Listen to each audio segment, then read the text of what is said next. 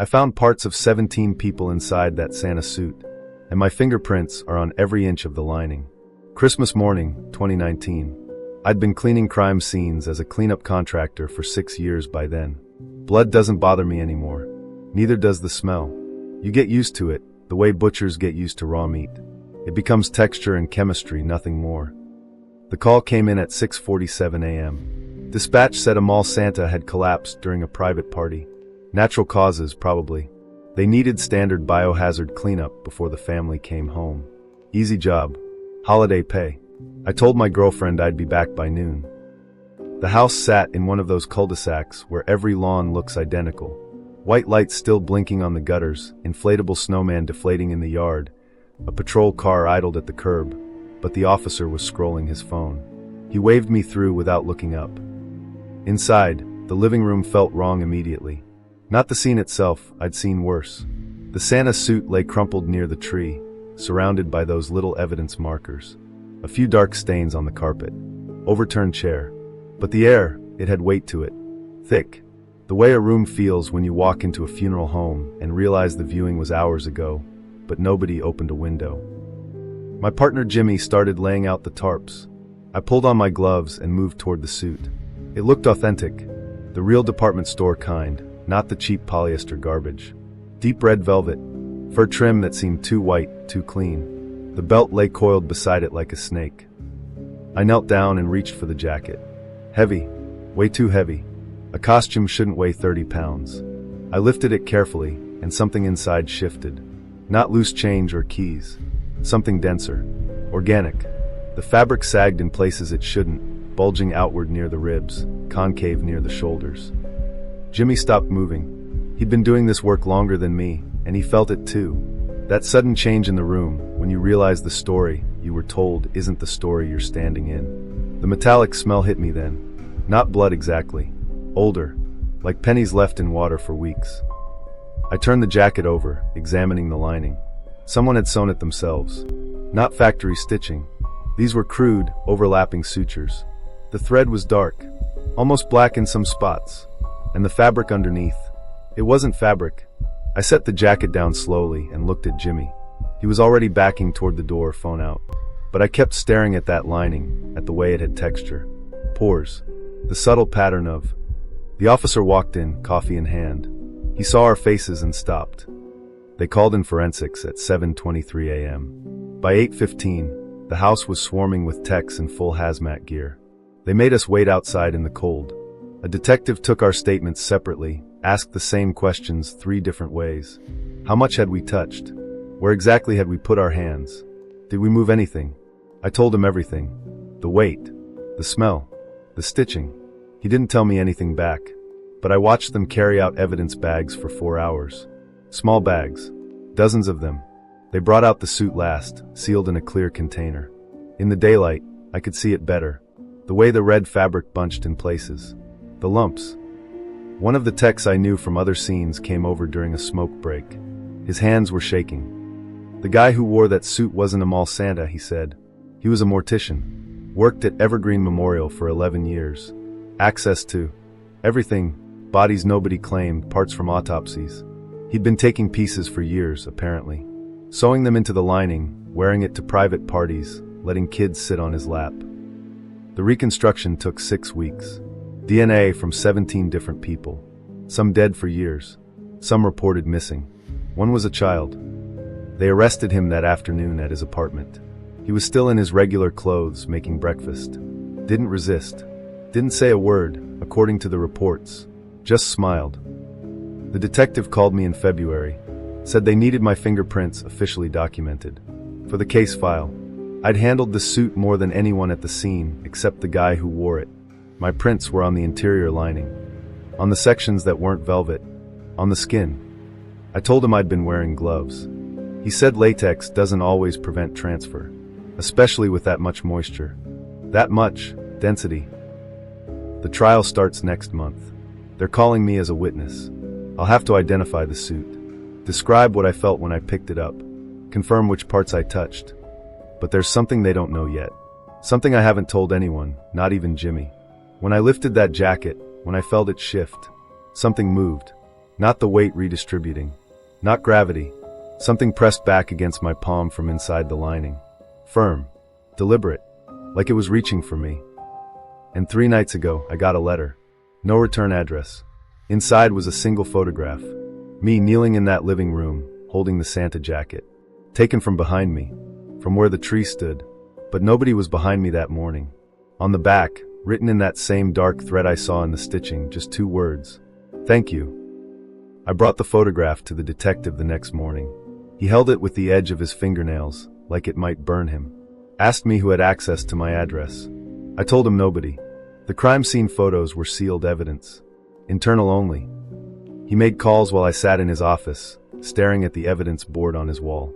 Photos of the house, the suit, and one I hadn't seen before. A close-up of the lining, spread flat on a table. The stitching formed patterns. Not random. Deliberate loops and crosses that almost looked like. The detective hung up and turned his computer screen toward me. Security footage from the house. December 25th, 6:52 a.m. The timestamp showed me entering the living room. Jimmy behind me. I watched myself kneel beside the suit. Then he scrolled back. 5 minutes earlier. The living room was empty. Just the suit by the tree. He let it play. At 6:49, the suit moved. Not much. A slight inflation of the torso. The way a chest rises during sleep. Then again at 6:50. And 6:51. It stopped at 6:52, right when I walked in. The detective closed the laptop before I could ask to see it again. He said the footage was being analyzed. Possible technical glitch, air trapped in the material. Reasonable explanations. But his voice had that hollow quality people get when they're trying to convince themselves. The trial came and went. I testified, described the weight, the texture. The defense argued contamination, improper handling. The prosecution showed the DNA results. 17 matches. The jury took 4 hours. Guilty on all counts. He got life without parole. They took him away in handcuffs, and he looked right at me as they passed. Not angry. Not grateful. Just aware. Like we shared something nobody else in that courtroom could understand. I kept working cleanup jobs for 3 more months. Then I couldn't anymore. Not because of what I saw, because of what I kept feeling. That pressure against my palm. That sense of something pushing back. It followed me to other scenes. Other houses. Different rooms, different gloves, different circumstances. But always that same weight. That same resistance. My girlfriend thinks I need therapy. Jimmy thinks I should have quit years ago. The detective stopped returning my calls after the sentencing. But a week later, I got another letter. Inside was a receipt. From a costume shop in Newark. Dated 4 days ago. For one adult Santa suit. Red velvet. Custom sizing. And a post-it note stuck to the bottom. They never found all the pieces. I checked the shop's website. They have security cameras. I could call the police, have them pull the footage, see who made the purchase. But I haven't. Because I think I already know who I'd see on that tape. And I think he's still wearing my gloves.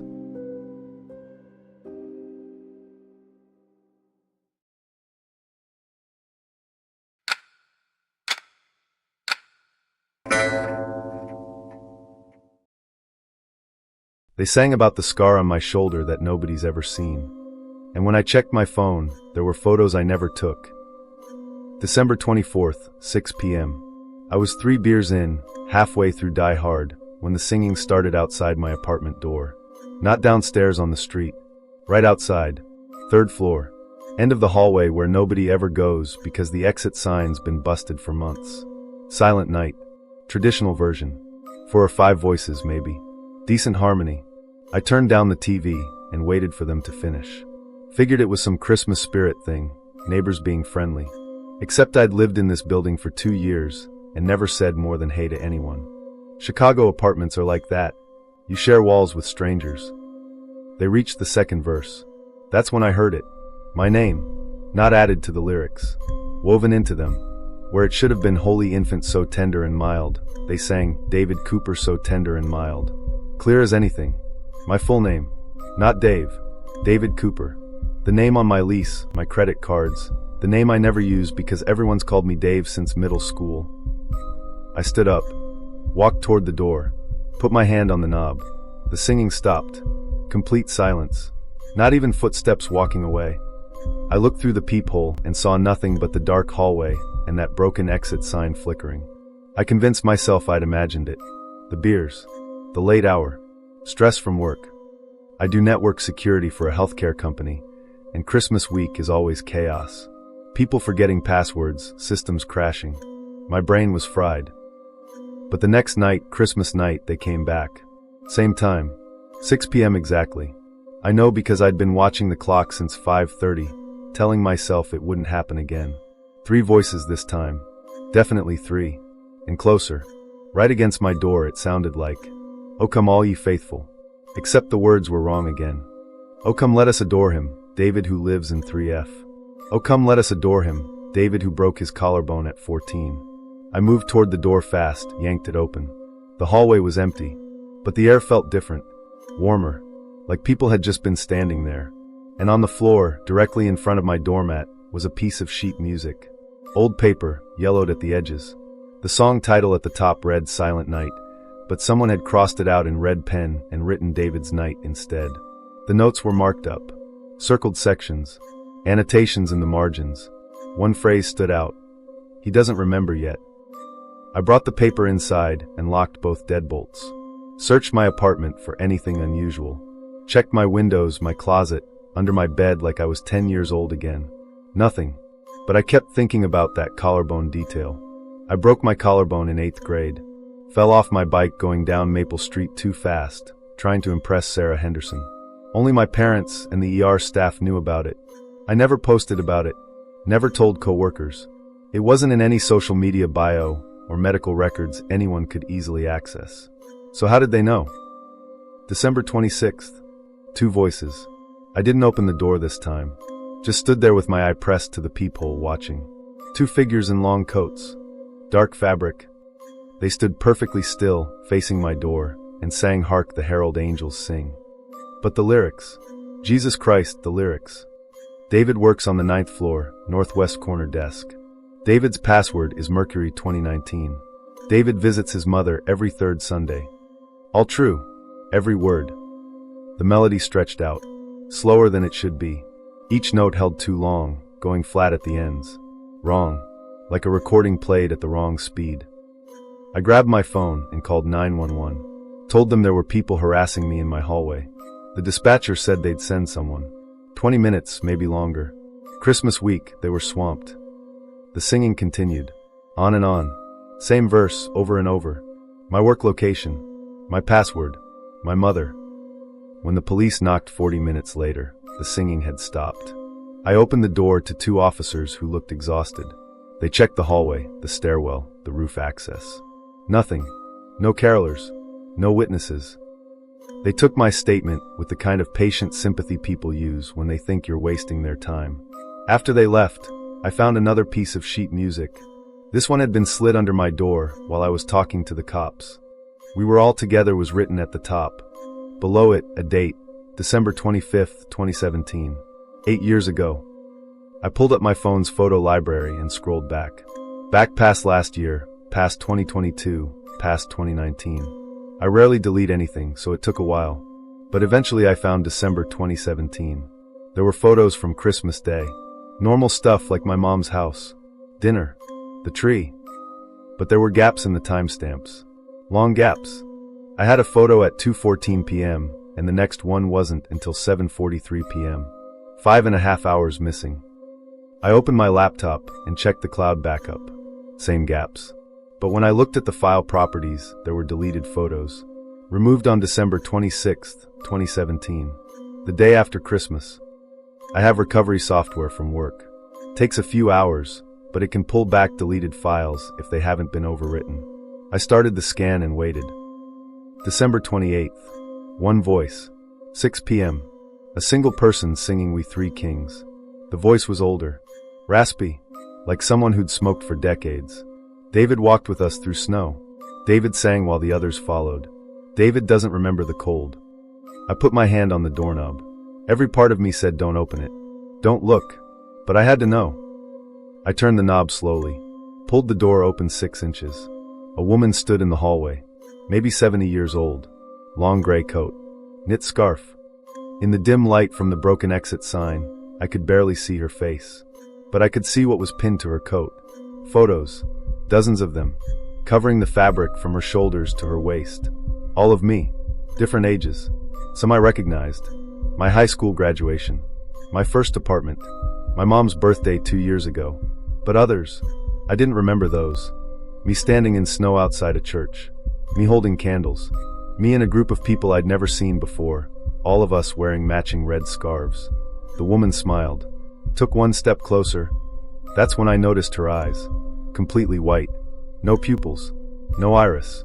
Just milky white. She opened her mouth and whispered, "You sang with us once." My recovery software pinged from the other room. Files recovered. I wanted to run to slam the door, but I couldn't move. The woman reached into her coat pocket and pulled out a phone. She held it up so I could see the display. It was a video, playing automatically. Night vision footage. A group of people walking through snow. Maybe 20 of them. Singing. Carrying candles. And right in the middle, me. Younger. Maybe 8 years ago. Wearing a red scarf I'd never owned. Walking with them. Singing. The woman's whisper came again, softer now. "You promised you'd come back." She turned and walked toward the stairwell. Disappeared into the dark. I stood there for a full minute before I could move. Then I rushed back inside and went straight to my laptop. The recovered photos were loading. Thumbnails populating the screen. December 25th, 2017. 3:17 p.m. Me standing outside a church I didn't recognize. 3:34 p.m. Me with a group of people in matching scarves. All of us holding candles. 4:15 p.m. Me singing. Mouth open. Eyes closed. And the last photo. Timestamp 4:58 p.m. Me standing in front of a grave. The headstone was clear in the photo. I zoomed in. David Cooper, 1995 to 2017. He sang with us until the end. My birth year. My name. In the photo on my laptop, I'm standing in front of my own grave. And behind me in the shot, barely visible in the background, is my apartment building. My phone buzzed. A text from an unknown number. Tomorrow night. Midnight. We finished the song. I tried to reply, but the number was already disconnected. I looked at the message again and noticed something else. The timestamp. It was sent at 6 p.m. December 25th, 2017. I called my mother at 6 a.m. Woke her up. Asked her about Christmas 2017. She went quiet for a long time. Then she said we'd had a nice dinner. Turkey. Pie. The usual. I pressed her about the afternoon. The 5 missing hours. Her voice changed. Became careful. She said I'd volunteered with a church group that year, caroling for shut-ins. I'd seemed excited about it. But when I came back, I told her I was never doing it again. Wouldn't explain why. I don't remember any of that. December 29th, midnight. No singing. Just a knock. I looked through the peephole. The old woman stood there alone. No photos on her coat this time. She held up a piece of paper to the peephole. A medical record. My name. Mercy Hospital Psychiatric Intake.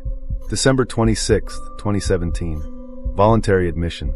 72-hour hold. I have no memory of this. I opened my laptop and searched my email. Found the hospital billing records buried in an archived folder. 3 days. Discharged on December 29th with prescriptions I never remember filling. The diagnosis code meant delusional disorder. The woman slid something else under my door. A group photo. 20 people in red scarves. A church basement. Christmas decorations. And me, standing in the back row, staring directly at the camera with an expression I've never seen on my face before. Written on the back, St. Margaret's Caroling Ministry, 2017. David's last night. I searched for St. Margaret's Church. Closed in 2018. Building condemned. But I found an old news article from December 28th, 2017. Local church group returns safely after chemical fume accumulation scare. 20 people hospitalized. Faulty heating system in the church basement. Everyone recovered except for severe memory issues in some patients. The article listed symptoms: confusion, false memories, temporal disorientation. My hands were shaking so badly I could barely scroll. The last paragraph mentioned one patient who experienced persistent delusions about having died. Required extended psychiatric care. They didn't print his name. I looked at the photo again, counted the faces. 19 people. The woman outside my door knocked again.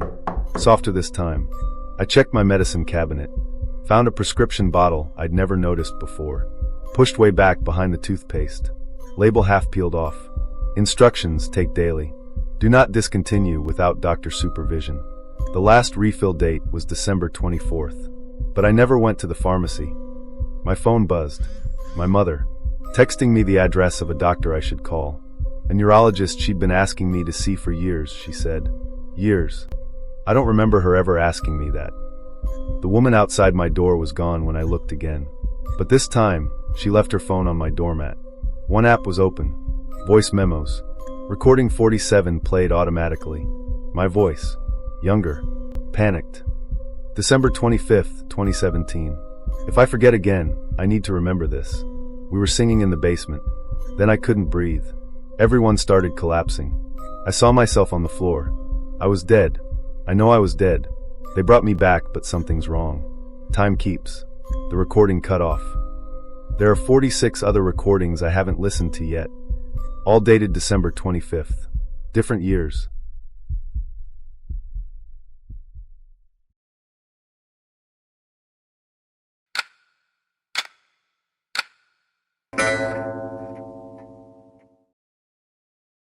I signed off on that welfare check.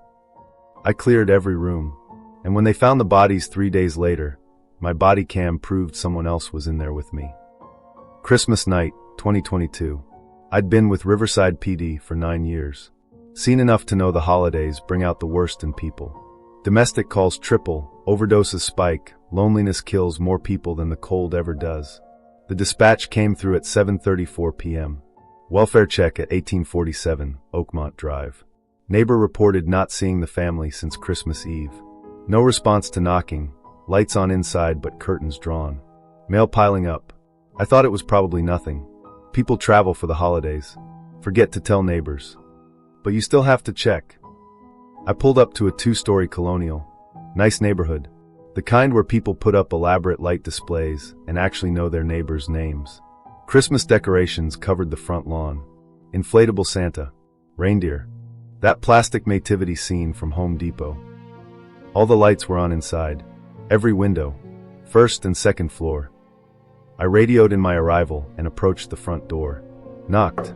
Announced myself. No answer. I tried the knob. Unlocked. That should have been my first sign. Nobody leaves their door unlocked anymore. Not even in neighborhoods like this. But it was Christmas. People get careless. Distracted. I'd seen it before. I stepped inside and called out again. Nothing. The living room looked normal. There was a tree in the corner, still lit, with presents underneath, wrapped but not opened. Stockings hung on the fireplace mantel. Everything exactly how you'd expect a family home to look on Christmas. Except for the smell. Not strong. Just off. Sweet but wrong. I'd smelled enough decomp in my career to know what death smells like, and this wasn't it. It was more like food left out too long, meat that started to turn. I figured someone had left a ham or turkey sitting on the counter. Happened more than you'd think during the holidays. People get drunk, forget to put things away. I moved through the first floor. Kitchen. Dining room. All clear. No signs of disturbance. No overturned furniture. No broken glass. The kitchen was clean. Dishes done. No rotting food anywhere. But that smell lingered. Followed me from room to room. My body cam was recording everything. Standard procedure. I narrated as I went, describing what I saw. Empty rooms. Normal Christmas setup. No signs of foul play.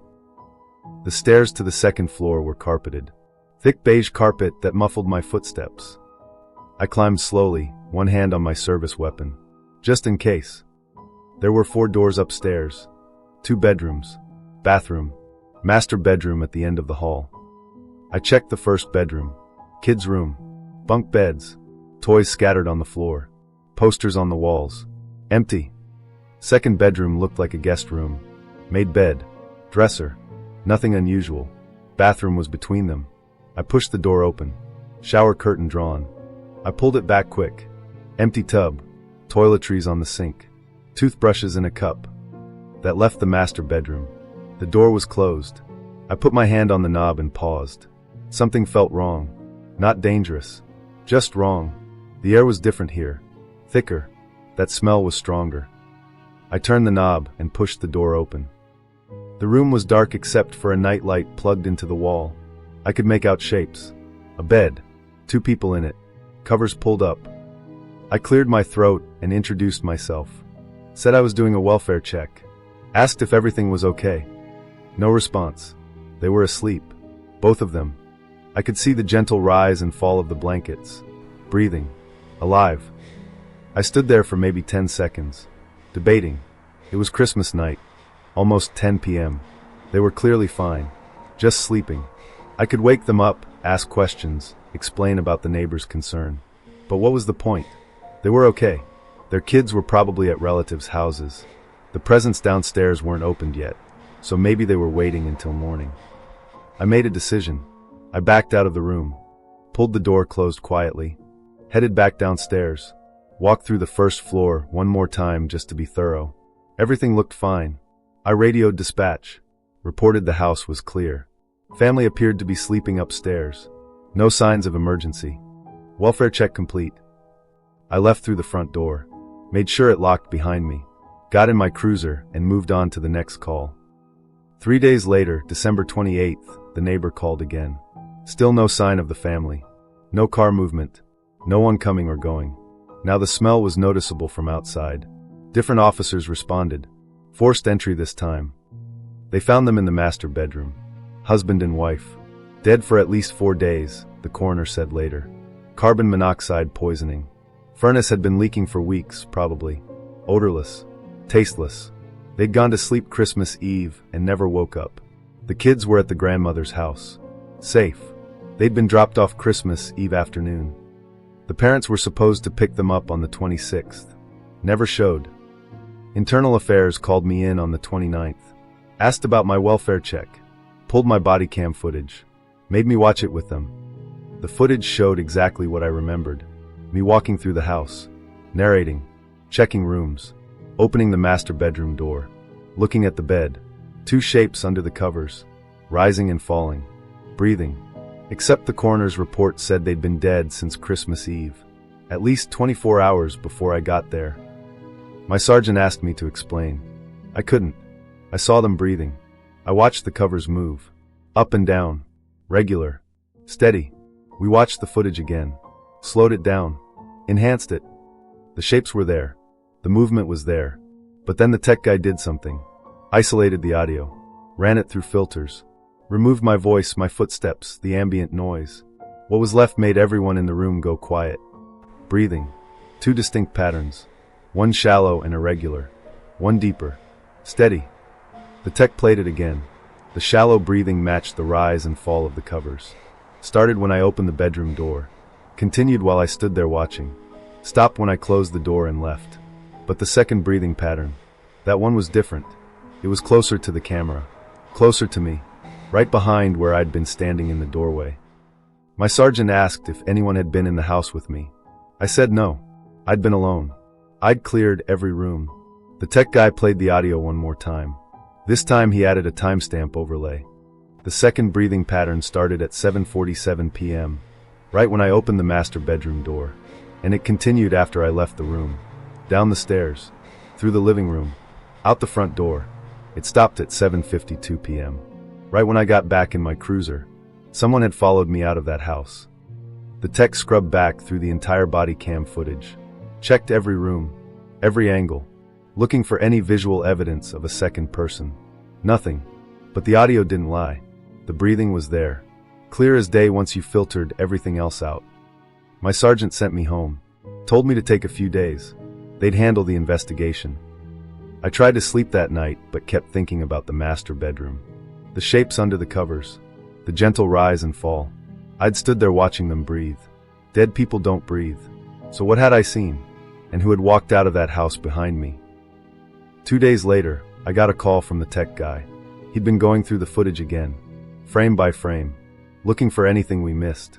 He found something in the reflection of the bedroom window, right behind me as I stood in the doorway. Just for a fraction of a second, when I turned my head, he sent me the screenshot. I opened it on my phone. The image was dark, grainy, but clear enough. Behind my shoulder in the window's reflection was a face. Not one of the victims. Someone else. And they were smiling. I drove back to Oakmont Drive that night. Couldn't help myself. The house was dark now. Crime scene tape across the door.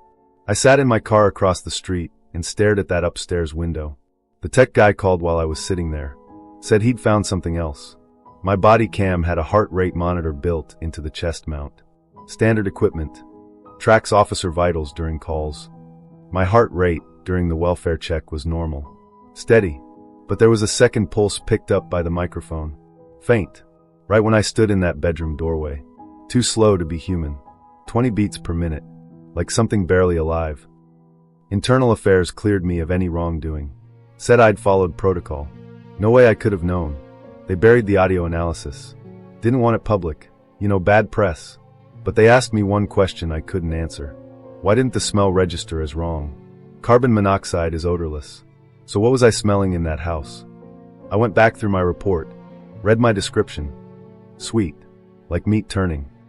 The coroner's report mentioned something I'd missed before. Both victims had minor lacerations. Small cuts on their arms. Hands. Like defensive wounds. But carbon monoxide doesn't cause that. The grandmother told detectives the kids had asked why mommy and daddy had a new friend visiting. Someone who came on Christmas Eve. Stayed late. The kids said he smelled funny. Sweet. They never got a name. Thought the kids were talking about Santa Claus. Last week, I responded to another welfare check. Different neighborhood. Same situation. Lights on. No answer. Door unlocked. I stood on that porch for 5 minutes before requesting backup. Because I could smell it again. That sweet wrong smell. And from inside, I could hear breathing. My sergeant thinks I need time off. Says the Oakmont case got to me. Trauma response. Hypervigilance. Maybe he's right. Maybe I'm seeing patterns where there aren't any. But when backup arrived and we cleared that house, we found them in the bedroom. Same position. Same gentle rise and fall under the covers. And my body cam picked up 2 breathing patterns again. If you made it this far, you're already part of the Grave Hour. Tap subscribe and hit the bell so you never miss when the next nightmare drops.